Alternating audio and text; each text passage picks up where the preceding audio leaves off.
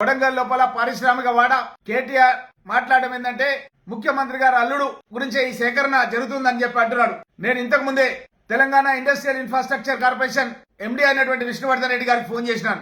అక్కడ ఎవరైనా అప్లికేషన్ పెట్టినారా కొడంగల్ లోపల పారిశ్రామిక పెట్టడానికి అని చెప్పి అడిగినాను. ఇంతవరకు ఒక అప్లికేషన్ కూడా పెట్టలేదు. మరి అలాంటి విషయం లోపల ఈ రోజు అబద్దాలను కేటీఆర్ ప్రచార మాధ్యమాలను అడ్డం పెట్టుకుని ప్రజలను తప్పుదోవ ఇచ్చే విధంగా కొంతమంది ప్రజలను అదేవిధంగా కొంతమంది బీఆర్ఎస్ కార్యకర్తలను ప్రోత్సహించి అక్కడ కలెక్టర్ పైన ప్రభుత్వ ఉద్యోగుల పైన దాడి జరిపే విధంగా తద్వారా ముఖ్యమంత్రి గారికి చెడ్డ పేరు వచ్చే విధంగా నువ్వు కృషి చేస్తున్నావు. మీ మాటలు నమ్మడానికి ఇప్పుడు ఎవరు కూడా తెలంగాణ రాష్ట్రంలో ప్రజలు సిద్ధంగా లేరు. నీకు ఇప్పటికైనా కేటీఆర్ ఛాలెంజ్ చేస్తున్నా. నువ్వు ముఖ్యమంత్రి గారు అల్లుడు పరిశ్రమ పెట్టడానికి అప్లికేషన్ పెట్టినన్నావు. నువ్వు కనుక ప్రూవ్ చేయకపోతే 24 గంటల్లో నువ్వు నీ యొక్క సిరిసిల్ల ఎమ్మెల్యేకు రాజీనామా చేయి. నేను పరిగి ఎమ్మెల్యేకు రాజీనామా చేయడానికి సిద్ధంగా ఉన్నా అని చెప్పి కేటీఆర్ కు నేను సవాల్ విసురుతున్నాను.